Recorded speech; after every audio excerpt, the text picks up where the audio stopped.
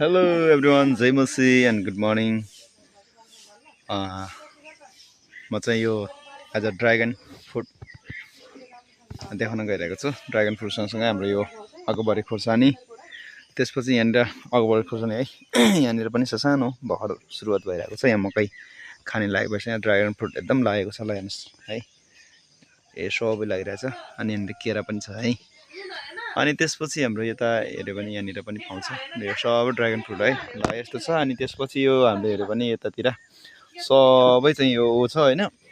अनि यता गयो भने यहाँ खुर्सानीको बिरुवा यति धेरै छ। ल है ल यहाँनिर यो चाहिँ शीतल चिनी अस्ति मैले काटेर काठमाडौँ लिएर गएको थियो। यहाँनिर पनि शीतल चिनी काट्ने बेला भएको छ।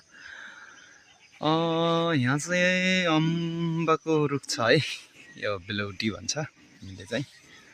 अनि तपाईँहरूले के भन्नुहुन्छ थाहा भएन। यो चाहिँ नास्पातिको बोट, यो अनारको बोट, अनार पनि यहाँनिर फलिरहेको हामीले पाउँछौँ है। ल हेर्नुहोस् यहाँ अनार फलिरहेको छ, कोही भर्खर फुल फुलिरहेको छ, कोही यो अस्ति भर्खर त्यहाँबाट यहाँ सारेको है। त्यहाँनिर धेरै त्यो ड्रागन फ्रुट सँगसँगै थियो, त्यहाँबाट फलेर यहाँ सारेको। अब 2 महिना जति हुन लाग्यो, ठुलो भए पनि तर मरेन क्या सार्दा पनि। ल यहाँ ठुलो खालको र सानो खालको दुई प्रकारको चाहिँ छ।